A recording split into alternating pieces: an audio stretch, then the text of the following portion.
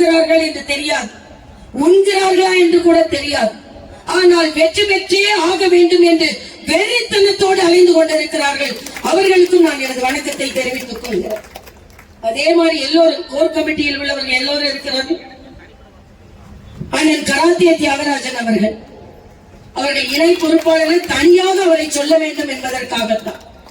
கராத்தேனாலே பலம் பொருந்தியவர் என்றுதான் அர்த்தம். ஆக சாதாரண நமக்கு அனுமதி வாங்குவதில் இருந்து கூட எனக்கு பக்க பலமாக இருப்பதில் இருந்து, இன்னும் சொல்ல போனால் அண்ணன் கராத்தே அவர்களை பற்றி சொல்ல வேண்டும் என்றால், இங்கே உள்ள பல தலைவர்களுக்கு நான் பாரதிய ஜனதா கட்சியில் சேர்ந்த பின்புதான் அறிமுகம். ஆனால் கராத்தே அவர்களுக்கு நான் சின்ன பெண்ணாக இருந்த காலத்தில் இருந்து அறிமுகம். அதனால் அவர் ஒரு சொந்த தங்கச்சியை போல அவர் என்னை நடத்துவார். அண்ணன் கராத்தே தியாகராஜன் அவர்களும் ஒரு சொந்த தங்கை, ஒரு அண்ணன் இல்லாத குறையை அவர்கள் போக்கிக் கொண்டிருக்கிறார்கள் என்பதை நான் இங்கே தெரியப்படுத்திக் கொள்கிறேன். அதே போல சகோதரர் பாட்டாளி மக்கள் கட்சியை சார்ந்த சகோதரர்கள் தனித்தனியாக லூயிஸ் போன்றவர்கள் எல்லாம் பேரை சொல்ல வேண்டும் என்று இருந்தாலும், அதே மாதிரி அண்ணன் தம்பி ராமதாஸ் அவர்களின் அன்பு தம்பிகள், பெரியவர் ராமதாஸ் அவர்களின் அன்பு தம்பிகள் ஓடி ஓடி உழைத்துக் கொண்டிருக்கிறார்கள். அவர்களுக்கு எனது வணக்கத்தை நான் தெரிவித்துக் கொள்கிறேன். அதே போல தமாக, அதுவும் அப்படித்தான், தமாக கட்சியும் அப்படித்தான். மரியாதைக்குரிய ஐயா மூப்பனார் அவர்கள் நான் சிறு வயதிலிருந்து பார்த்து வளர்ந்த தலைவர். சகோதரர் வாசன் அவர்களும் நானும் ஏறக்குறைய ஒன்றாக வளர்ந்தவர்கள் என்றே சொல்லலாம். அவர்கள் கட்சியை சார்ந்த சகோதரர்கள். அதே போல அண்ணன் OPS அவர்கள் மிக மிதமான ஒரு அரசியலை முன்னெடுத்து சென்று கொண்டு வெற்றிகரமான அரசியலை கொண்டு செல்வார்கள். அவர்களின் அன்பு தம்பிகள். அதே போல அண்ணன் தினகரன் அவர்களின் அன்பு தம்பிகள். மற்ற கட்சியை சார்ந்த நமது IJK கட்சி, நமது ACS அவர்கள், ஜான் பாண்டியன் அவர்கள், நமது யாதவ் அவர்கள், தேவநாதன் யாதவ் அவர்கள் மற்றும் நமது கூட்டணி கட்சியை சார்ந்த தலைவர்கள் எல்லாம் இங்கே இருந்திருக்கிறார்கள். அவர்களுக்கும் எனது வணக்கத்தை சொல்லி, எல்லாவற்றிற்கும் மேலாக சர்க்கரையில் ஒவ்வொரு கல்லாக எடுத்து வாயிலிட்டு இது இனிப்பு இனிப்பு என்று சொல்ல தேவையில்லை. பாரதிய ஜனதா கட்சி தொண்டர்கள் என்றாலே வல்லவர்கள், நல்லவர்கள் என்று இந்த உலகிற்கு காண்பித்துக் கொண்டிருக்கும் எனது அருமை பாரதிய ஜனதா கட்சி தொண்டர்கள் ஒவ்வொருவருக்கும் எனது தலை தாழ்ந்த வணக்கம். அண்ணன் கருணாராஜன் சொன்னதை போல ஒரே நாளில் திட்டமிட்டு 6 தொகுதிகளிலும் பல்லாயிரக்கணக்கான வாக்குச்சாவடி முகவர்களை அமர வைக்க முடியும் என்றால் அது பாரதிய ஜனதா கட்சியால் மட்டும்தான் முடியும். திராவிட முன்னேற்ற கழகத்தை சார்ந்தவர்கள் சொல்கிறார்கள் பாரதிய ஜனதா கட்சி ஆள் இல்லை. அதிமுகவை சார்ந்தவர் சொல்கிறார் முகவர்கள் இல்லை. நான் சொல்கிறேன், இங்கே பாருங்கள், பாரதிய ஜனதா கட்சி எங்கே இருக்கிறது எங்கே இருக்கிறது என்று கேளுகிறீர்களே, எங்களது வாக்குச்சாவடி முகவர்கள் மட்டுமே ஆயிரக்கணக்காக இங்கே கூடி இருக்கிறார்கள். இந்த படை போதுமா? இன்னும் படை வேண்டுமா? இந்த படை இன்னும் படை. ஆக அப்படிப்பட்ட ஒரு சூழ்நிலையில் உண்மையிலேயே உங்கள் சகோதரியாக வெற்றிதான் நமக்கு இலக்கு. நான் அடிக்கடி சொல்வதுண்டு, வெறி என்பதை அழுத்தி சொன்னால் வெற்றி. நாளைய தினம் அண்ணன் கருணாராஜன் சொன்னதை போல நிறைவு 4 நாட்களை எப்படி செலவிடப் போகிறோம்? நாம் சிறப்பாக பிரச்சாரம் செய்து விட்டோம். வாக்குச்சாவடிக்கு சென்று அந்த தாமரையை பதிய வைப்பதில் நமது பங்கு இருக்கிறது. பதிய வைப்பதில் நம் பங்கு இருக்கிறது. கடுமையாக உழைத்துக் கொண்டிருக்கிறோம். உண்மையிலேயே என் தொண்டர்களை பார்த்து நான் பெருமைப்படுகிறேன். ஏனென்றால் உலகிலேயே பாரதிய ஜனதா கட்சி, அதுவும் கூட்டணி கட்சி தொண்டர்களை மதிக்கிறேன். பாரதிய ஜனதா கட்சியின் தொண்டர்களுக்கு இணையாக நான் வேறு எங்கேயும் நான் பார்த்ததில்லை. அந்த அளவிற்கு கமிட்மெண்ட் என்று சொல்வது, ஈடுபாடு. ஏன் ஸ்டாலினுக்கு தூக்கம் வர மாட்டேங்குது? வராது. அது மரியாதைக்குரிய மோடி அவர்களுக்கு தூக்கம் வரலையா? மோடி அவர்களுக்கு தூக்கம் வரலையா? ஸ்டாலினுக்கு தூக்கம் வரலையான்னு எனக்கு தெரியல. ஸ்டாலின் நல்லா தூங்கிட்டு இருப்பாரு. திடீர்னு அவங்க வீட்டுல ஹரான் போய் எழுப்புனான்னு மூடி மூடி மூடி மூடி அப்படிதான் எழுந்திருப்பாரு. அவ்வளவு கிளி பிடிச்சு போயிருக்காரு. மரியாதைக்குரிய பாரத பிரதமர் ஏன் தமிழகம் வருகிறார்? எந்த தாக்கத்தையும் ஏற்படுத்தாது என்று ஸ்டாலின் சொல்கிறார். மரியாதைக்குரிய பாரத பிரதமர் மட்டும் தமிழகத்திற்கு வரவில்லை. ஒரு மோடி இங்கே வரவில்லை. இங்கே உட்கார்ந்திருப்பவர் அத்தனை பேரும் மரியாதைக்குரிய மோடி அவர்கள் தான். திராவிட முன்னேற்ற கழகம், அனைத்து இந்திய அண்ணா திராவிட முன்னேற்ற கழகத்திற்கு கிளியை ஏற்படுத்துவதுதான். திராவிட கட்சிகள் இல்லாமல் தேசிய கட்சியான பாரதிய ஜனதா கட்சியால் வெற்றி பெற முடியும் என்பதை இந்த தேர்தல் நிரூபிக்க இருக்கிறது. பள்ளிக்கரணைக்கு சென்றேன். மக்கள் சொன்னார்கள், தண்ணீரில் தத்தளித்துக் கொண்டிருந்தோம் என்று சொன்னார்கள். நான் சொன்னேன், தாமரை மட்டும்தான் தண்ணீர் இருக்கும் எங்க கட்சியை பொறுத்த மட்டும். உங்க கட்சியை பொறுத்த மட்டும் கட்டடங்கள் தண்ணியில இருக்கும், ஆளும் தண்ணியில தான் இருப்பார். டாஸ்மாகை மூடுகிறேன் என்று கருப்பு கொடியை ஏந்தி இதே ஸ்டாலின் அவங்க வீட்டு முன்னால் நின்னாரா இல்லையா? என் தலைவன் மோடியை பார்த்து 23 கேள்விகள் கேட்கிறீங்களா ஸ்டாலின்?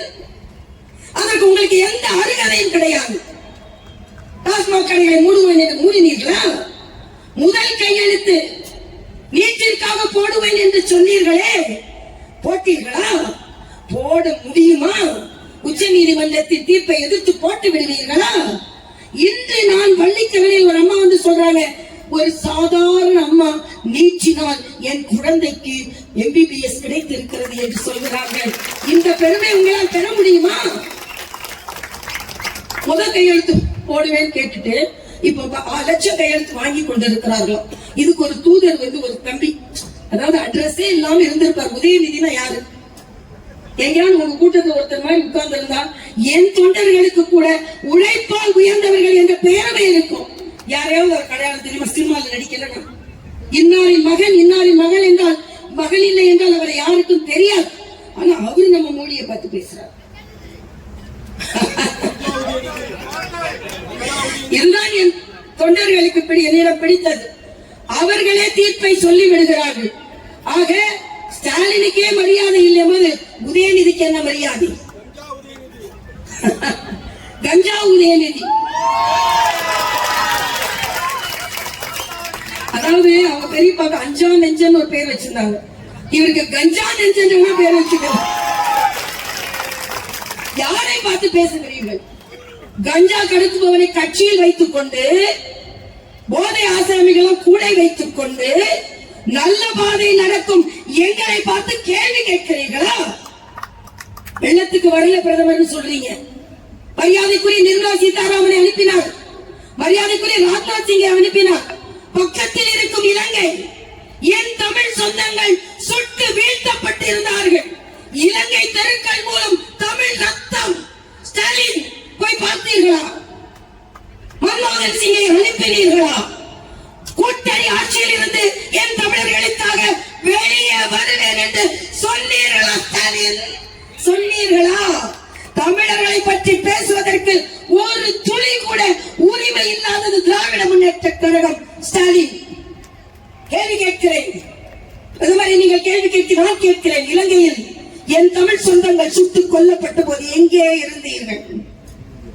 இலங்கை முழுவதும் ரத்தத்தாறு ஓடிக்கொண்டிருக்கும் பொழுது கூட்டணி சுகத்தை அனுபவித்துக் கொண்டிருந்த உங்களுக்கு எங்களை பார்த்து கேள்வி கேட்பதற்கு துளி கூட அருகதை இல்லை ஸ்டாலின். துளி கூட யாரை பார்த்து கேள்வி கேட்கிறீர்கள்? எந்த தலைவனை பார்த்து? ஒரு பிரதமர் இலங்கைக்கே போகவில்லை என்றிருந்த பிரதமர் அங்கே போய் தமிழர்களுக்கு வீடு கட்டி கொடுத்து, பால் காய்த்து, சகோதரனை போல சீனி போட்டு பாலை உண்டு வந்த என் தலைவனை பார்த்து கேள்வி கேட்கிறீர்களா? மோடி அவர்கள் ஏன் தமிழகத்திற்கு வருகிறார் என்று கேட்கிறார். எந்த தாக்கத்தையும் ஏற்படுத்தாது என்று சொல்கிறார். தாக்கத்தை ஏற்படுத்தல வாயை மூடிட்டு இருக்க வேண்டியதான்.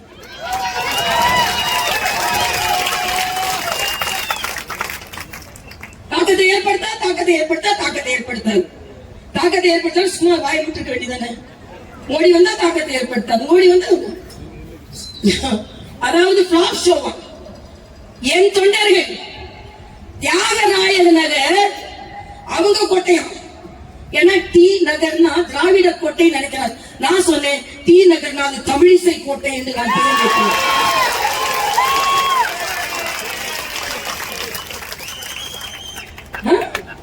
அவ்வளவு கூட்டம் வந்தாங்க. பிளாப் ஷோவா? பிளாப் ஷோல ஸ்டாலின் அவர்களே உங்கள் முகத்தில் அறைந்த ஸ்லாப் ஷோ அது. ஸ்லாப் ஷோ ஏன் பேசுறீங்க? தமிழ்நாட்டுல ரோட் ஷோ எல்லாம் ஒண்ணும் பெருசா வரல, ஏன் பேசுறீங்க? அதை பற்றி தாக்கம் இல்லைன்னா ஏன் பேசுகிறீர்கள் ஸ்டாலின்?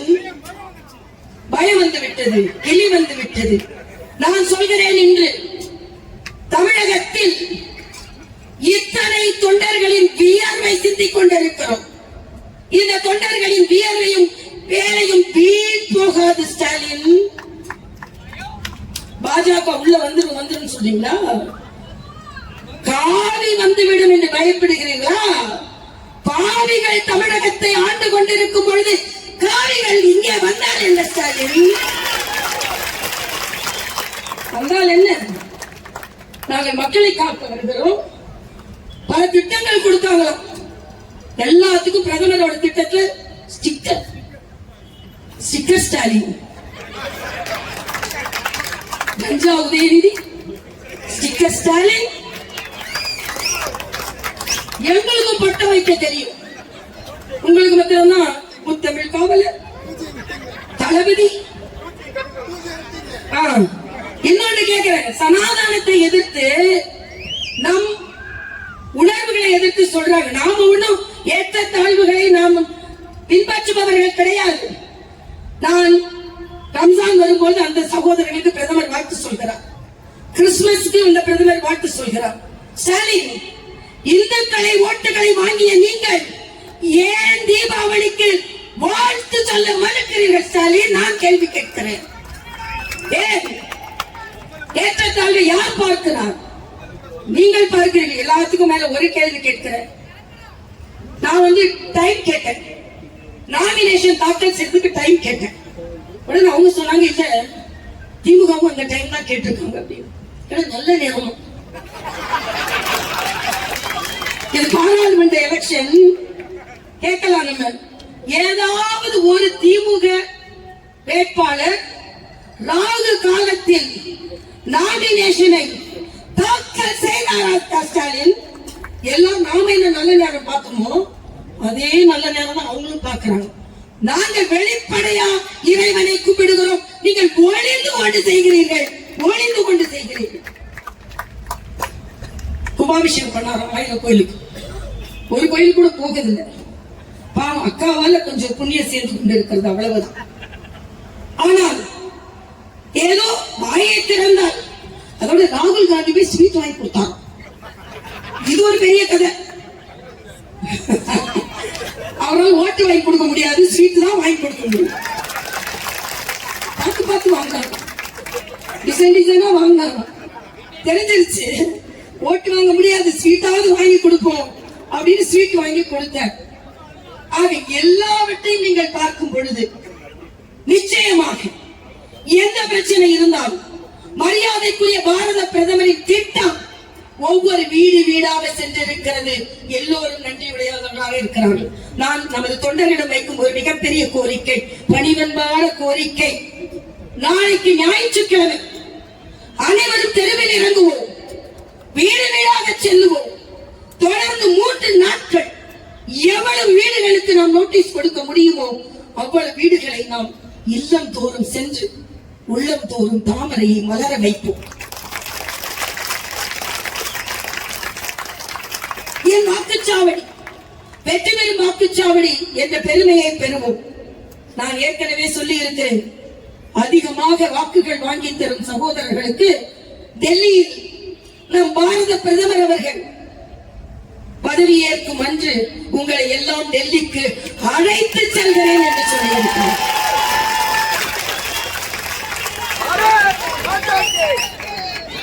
பெருமையாக சென்று அமர்வோம்.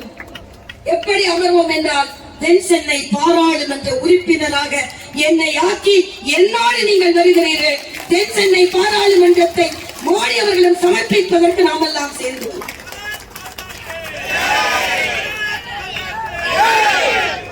என்னை பொறுத்த மட்டும் நான் ஒரு நிமிடம் கூட ஓய்வெடுப்பதில்லை.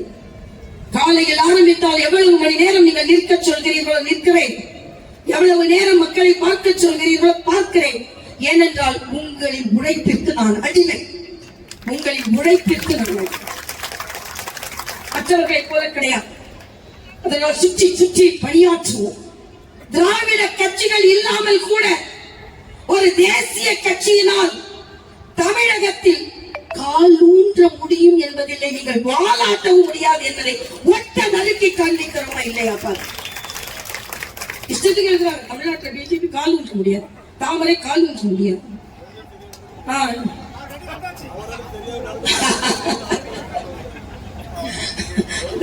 அதெல்லாம் நம்ம சொல்ல வேண்டாம். என்கிட்ட கூட ஒருத்தங்க கேட்டாங்க, இந்த எதிர் வேட்பாளருக்கு கால் அடிபட்டுருக்கு, அதை பத்தி நீங்க தான் சொல்றீங்களா? நான் சொல்ல தனிப்பட்ட முறை நான் எதுவும் சொல்ல மாட்டேன். ஆனா அவங்களோட பிராக்சர்டு ஃபங்க்ஷனை பத்தி சொல்றேன். எங்க போனாலும் வரல. ஒரு பாராளுமன்ற உறுப்பினர் எப்படி இருக்கணும்னு நினைச்சிட்டு இருக்காங்கன்னு எனக்கு தெரியல. ஒரே ஒரு முறையாவது இந்த தொகுதியை சுற்றுப்பயணம் செய்திருப்பார்களோ? கிடையாது. இன்னைக்கு நான் பள்ளிக்கரையில போறேன், அந்த அம்மா சொல்றாங்க, ஒரு அம்மா சொல்றாங்க, ஒரு மாசம் ஆச்சு இந்த தண்ணி வடிகிறதுக்குன்னு. ஆனா இந்த அம்மா பேட்டியில சொல்றாங்க 3 days நாங்க எல்லாத்தையும் கிளியர் பண்ணிட்டோம். நீங்க 3 days கிளியர் பண்ணா மக்கள் உங்க கிளியர் பண்ணிடுவாங்க. அதை பத்தி நீங்க கவலைப்பட வேண்டாம். ஏனென்றால் மக்களோடு மக்களாக நின்று இன்று கூட பல மக்கள் எங்களை பட்டா கேட்டார்கள். நான் சொன்னேன், மாநில அரசிடம் கோரிக்கை வைப்பேன். கோரிக்கை வைக்கவில்லை என்றால் மக்களோட மக்களாக நின்று போராடி அந்த பட்டாக்களை பெற்று தருவேன் என்று சொல்லி இருக்கிறேன். ஏனென்றால் போராட்டம் எங்களுக்கு ஒன்றும் புதிதல்ல. இன்று இருந்து ஓயம் ஒவ்வொரு வீடா 20 லட்சம் வாக்காளர்கள், 22 லட்சம் வாக்காளர்கள், பெரிய தொகுதி. ஆனால் பெரிய தொகுதியாக இருந்தாலும் இது பாஜகவிற்கு உரிய தொகுதி என்ற பெருமை நீங்கள் பெற்றுத் தர வேண்டும். எத்தனையோ மனமாற்றங்கள் இருக்கலாம். அண்ணன் தம்பி இருக்கும்போது கோபதாபங்கள் இருக்கலாம். என்ன கூப்பிடல, உனக்கு கூப்பிடல, எனக்கு கிடைக்கல, உனக்கு கிடைக்கல, உனக்கு சொல்லல, எனக்கு சொல்லல, எல்லாவற்றையும் மறந்து விடுவோம்.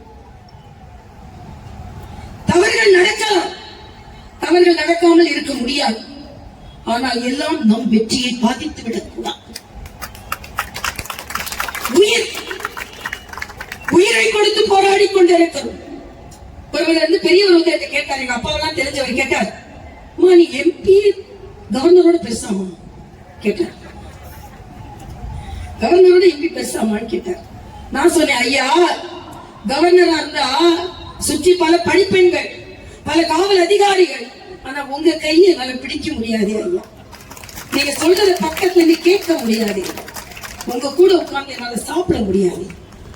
ஆக உங்களோடு ஒருவளாக இருப்பதாக உங்களில் ஒருத்தி, உங்களுக்காகவே ஒருத்தி, உங்களில் ஒருத்தி, உங்களுக்காகவே ஒருத்தி, எதிராளிகளை தீ போல எரிக்கக்கூடிய சக்தி படைத்த ஒருத்தி. சும்மா நினைக்காதீர்கள், நான் ஒரு சாமானிய வேட்பாளர் இல்லை, பதவிக்கு ஆசைப்படுபவளும் இல்லை.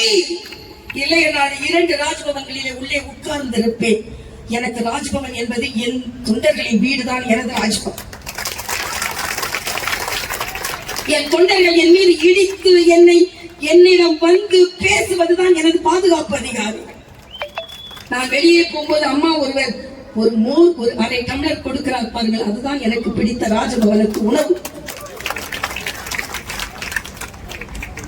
சாமானியர்களாக நினைத்துக் கொண்டிருக்கிறார்கள்.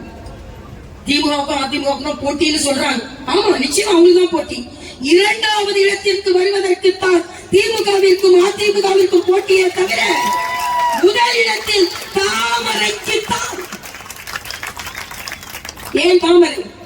கம்பன் ராமனை பற்றி சொல்லும் பொழுது என்ன சொல்வான் என்றால், ஓவிய தாமரை போல இருந்ததாம் ராமனின் முகம். ராமனின் முகம். அங்கே இருந்து ராமன் ஆசீர்வதித்துக் கொண்டிருக்கிறார். அந்த ஓவிய தாமரை இங்க காவிய தாமரையாக வளர்ந்தே தீரும். இங்கே உள்ள தொண்டர்கள் அனுமனின் நெஞ்சை கிழித்து பார்த்தால் ராமன் இருப்பதை போல என் தொண்டர்களின் நெஞ்சை கிழித்தால் அங்கே மோடி தருவார் தாமரை.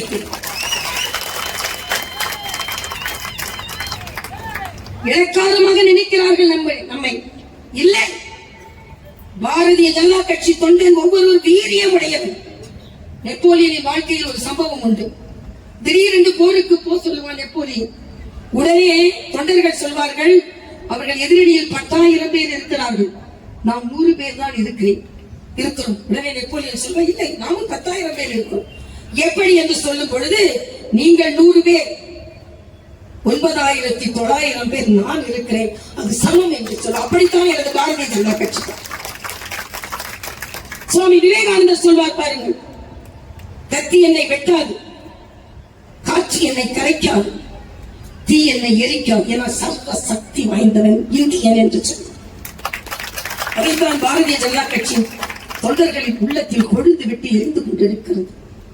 அதனால் தொண்டர்களை தயவு செய்து இந்த 4 நாட்கள், நான் ஒரு டாக்டர் சொன்ன, ஒரு பேஷண்ட காப்பாற்றினா எப்படி போராடும், அதை போல இன்னும் சொல்ல போனால் நான் ஒரு காங்கிரஸ் குடும்பத்தை சார்ந்தவள். எப்படி நான் பாரதிய ஜனதா கட்சியின் சார்பில் ஈர்க்கப்பட்டேன் என்றால், தஞ்சை மருத்துவக் கல்லூரியில் பயிற்சி மருத்துவராக நின்று கொண்டிருக்கிறேன். தங்கராஜ் என்று ஒரு நோயாளி அனுமதிக்கப்படுகிறார். ரத்த வெள்ளத்தில் ரத்த வாந்தி எடுத்து அனுமதிக்கப்படுகிறார். 30 ஆண்டுகளுக்கு முன்னால் சிஸ்டர் சொல்ற, நோ டாக்டர், பிளட் எல்லாம் கிடைக்காது, விட்டுருவோம். எனக்கு அப்படி விட மனதில்லை. ரத்தத்திற்காக மேலும் கீழும் அலைகிறேன். ஒரு வார்டாய் வந்து என்று சொல்றார், RSS ஆபீஸ்க்கு போன் பண்ணுவோம், ரத்தம் கிடைக்கும்.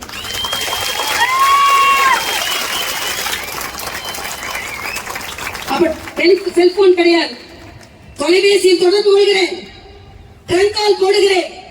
சரியாக 10-11 மணி இருக்கும். நம்பவே மாட்டீர்கள், நடு இரவு அதிகாலை 2 மணிக்கு 10 பேர் வந்து ரத்தம் கொடுக்க வந்திருக்கிறார்கள் என்று சொன்ன போதுதான் இந்த இயக்கங்களின் மீது எனது பார்வைப்பட்டது. இன்று வரை நான் சரியாக 1999 ஆண்டு செப்டம்பர் 17ஆம் தேதி நம் பிரதமர் மோடியின் பிறந்த நாள் என்று எனக்கு தெரியாது. ஆனால் 25 ஆண்டுகளுக்கு முன் அன்றுதான் நான் எனது அட்டையை வாங்கி இருக்கிறேன். என்னிடம் இருக்கிற அந்த அட்டை KN லட்சுமணன் கையெழுத்திட்டு இருக்கிறார். இந்த 2024 செப்டம்பர் 17 வந்ததென்றால் உங்கள் சகோதரி பாரதிய ஜனதா கட்சியினது 25 ஆண்டுகள் முழுமை அடைகிறது. அதற்கு நீங்கள் எவ்வளவோ தோல்விகள், என் வாழ்க்கை சுமூகமாக இருந்தது இல்லை. என் தந்தையின் தோளில் நான் ஏறி பயணம் செய்ய விரும்பவில்லை. நானே எனது பாதையை அமைத்துக் கொண்டேன். அமைத்த பாதை நல்ல பாதை. என் பாரதிய ஜனதா கட்சியின் இயக்கத்தை நான் மதிக்கிறேன். எல்லோரும் என்னிடம் கேட்கிறார்கள், ஏன் இப்பொழுது கவர்னர் பதவி விட்டு வந்தீர்கள்? 2 காரணங்கள். ஒன்று, சாதாரண காரியகர்த்தாவாக இணைந்த என்னை மாநில தலைவராக உயர்த்தி கவர்னராக உயர்த்தியது என் கட்சி. அந்த கட்சி போர்க்களத்தில், தேர்தல் களத்தில் இருக்கும் பொழுது நான் அதில் பங்கெடுத்துக் கொள்ள வேண்டும். இன்னொன்று, எனக்கு மக்கள் மீது இருக்கும் தனியாத ஆசை, ஆர்வம். தேர்தல் அறிக்கை நாளை மறுதினம் வெளியிட இருக்கிறேன். எல்லா மக்களுக்காகத்தான். நான் ஏற்கனவே சொன்னேன், சாதாரண அரசியல்வாதி மாதிரி என்னை எடுத்துக் கொள்ள கூடாது. மக்கள் பதவிக்காகத்தான் என்றால் நான் ராஜ்பவனத்திலேயே இருந்திருப்பேன். மக்களுக்கான முன்னுதாரணமாக பாராளுமன்ற உறுப்பினராக இருக்க ஆசைப்படுகிறேன். மக்களின் பணிதான் எனது ஆரம்ப காலத்திலிருந்து இன்று வரை இருந்திருக்கிறது. அதனால் மக்களிடம் அன்றாடி கேட்டுக் கொள்கிறேன். இத்தனை முறை திராவிட முன்னேற்ற கழகத்திற்கு வாய்ப்பு கொடுத்து விட்டீர்கள். இடையிடையே அனைத்து இந்திய அண்ணா திராவிட முன்னேற்ற கழகத்திற்கு வாய்ப்பு கொடுத்து விட்டீர்கள். எனக்கு அரசியலுக்கு வந்துதான் பெற வேண்டும் என்று எதுவுமே இல்லை. உங்கள் அன்பை தவிர, உங்கள் பாசத்தை தவிர, நான் படித்த படிப்பும் பிறந்த பிறப்பும் என்னை எவ்வளவோ உயர்த்தி வைத்திருக்கிறது. எதுவும் எனக்கு எதிர்பார்ப்பு கிடையாது. ஆனால் அதையெல்லாம் விட்டுவிட்டு இந்த தெருக்களில் அலைந்து உங்கள் அன்பிற்காக ஏங்கிக் கொண்டிருக்கிறேன். வாக்குகள் எனக்காக நான் கேட்கவில்லை, உங்களுக்காக கேட்கிறேன். உங்களுக்கு ஒரு பாராளுமன்ற உறுப்பினர் கூப்பிட்ட குரலுக்கு ஓடோடி ஒரு பாராளுமன்ற இருக்க ஆசைப்படுகிறேன். என் பாரத பிரதமர் மோடி எப்படி 24 மணி நேரம் உழைக்கிறாரோ அதே போல உங்களுக்கு உழைக்க ஆசைப்படுகிறேன். அந்த ஆசையை நிறைவேற்றி தர வேண்டும் என்று பணிவன்புடன் கேட்டுக் கொள்கிறேன். தென்சென்னை பாராளுமன்ற மக்களில் இதுவரை எனக்கு சுயநலத்திற்கு நான் எதையுமே கேட்டதில்லை. கடவுள் நான் கேட்கும்படி எனக்கு எதையுமே வைத்ததும் இல்லை. எல்லாம் எனக்கு கிடைத்திருக்கிறது. ஆனால் மக்கள் பிரதிநிதியாக வேண்டும் என்ற வேட்கை. பரிகசிக்கிறார்கள், கிண்டல் பண்ணுகிறார்கள். இவர் கவுன்சிலர் ஆக முடியுமா என்று கேட்கிறார்கள். கவுன்சிலர்ல எம்பியாக ஆக்கி அந்த எம்பி பதவியை மரியாதைக்குரிய மோடி அவர்களும் சென்று சமர்ப்பிக்க வேண்டும் என்று ஆசைப்படுகிறார். ஏனென்றால் கட்சி உடனே 2 கவர்னர்களை மாற்றி உடனே அதற்கு மாற்றி ஏற்பாடு செய்து எனக்காக உங்களுக்காக அதை செய்திருக்கிறார்கள். உங்களுக்காக நான் வெற்றி பெற்றே ஆக வேண்டிய எனக்கு மருந்து வேற சிந்தனையே கிடையாது. வெற்றி வெற்றி வெற்றி என்ற பெரிய இடம் இருக்கிறது. ஏனென்றால் எனக்காக, இந்த மக்களுக்காக. தொலைபேசி எண் கொடுத்திருக்கிறேன். எத்தனை மணி நேரம் வேண்டுமானாலும் என்னை கூப்பிடுங்கள். சில பேர் நான் டாக்டரா இருக்கும்போது என்கிட்ட கேட்பாங்க, சாரி டாக்டர் டிஸ்டர்ப் பண்ண. We are all born to be disturbed. நாங்கள் தொல்லை கொடுக்கப்படுவதற்காகவே பிறந்தவர்கள். தொல்லை என்று நான் நினைக்கவே மாட்டேன். அதில் மகிழ்ச்சியின் எல்லையை தான் நான் காண்பேன். அதனால் நான் தென்சென்னை மக்களுக்கு மறுபடியும் மறுபடியும் அவர்களின் பணபலத்தையும் ஆழ்பலத்தையும் வைத்துக் கொண்டு, ஆழ்பலம் என்னிடமும் இருக்கிறது, வைத்துக் கொண்டு திராவிடர்களின் கோட்டை கோட்டை என்று சொல்லிக் கொண்டிருக்கிறார்கள். பாருங்கள், இந்த தென்சென்னையை கோட்டை விட போகிறார்கள். இந்த தென்சென்னை திராவிட கட்சிகள் பாஜகவின் கோட்டையாக மாற இருக்கிறது இந்த தென்சென்னை. ஏனென்றால் அவர்களுக்கு ஓடோடி வர ஒரு பாராளுமன்ற உறுப்பினரை கேட்கவில்லை, ஒரு சேவகியாக வர இருக்கிறேன். சேவகியாக, உங்கள் வேலைக்காரியாக. பாரதி பாடுவார், எங்கிருந்தோ வந்தான் இடைச்சாதி நான் என்றான் என்று. அதே போல எங்கிருந்தோ வந்தேன் என்று இல்லை. இந்த பகுதி மக்களுக்கு உழைக்க காத்திருக்கிறேன், உழைக்க காத்திருக்கிறேன். எனக்கென்று நான் எதையும் கேட்கவில்லை. தென்சென்னையிலிருந்து ஒரு தொலைபேசி வந்தது என்றால் உடனே ஓடோடி உங்கள் சகோதரியாக, உங்க அக்காவாக, தங்கையாக வர காத்திருக்கிறேன். தென்சென்னை மக்கள் இதை புரிந்து கொள்ள வேண்டும் என்று கேட்டு, நிச்சயம் அவர்கள் நான் செல்லும் இடங்களெல்லாம் அவர்கள் காட்டும் அன்பு இருக்கிறது பாருங்கள். பாடியில் இருந்து அவர்கள் காட்டும் கைகள் இருக்கிறது பாருங்கள். உண்மையிலேயே நான் நினைக்கவே இல்லை இந்த அன்பு பாசம் ஓட்டாக மாறி நிச்சயமாக தென்சென்னையில் தாமரை மலர்ந்தே தீரும். அதே போல தமிழகம் எங்கும் தாமரை மலர்ந்தே தீரும். சூரியன் உதிக்கிறதோ இல்லையோ, இலைகள் துளிர்க்கிறதோ இல்லையோ, கைகள் உயர்கிறதோ இல்லையோ, தாமரை மலர்ந்தே தீரும். தாமரை மலர்ந்தே தீரும். தாமரை மலர்ந்தே தீரும். தமிழகத்திலும் தாமரை மலரும், பாரத தேசம் முழுவதும் தாமரை மலரும், தென் சென்னையிலும் தாமரை மலர்ந்தே தீரும்.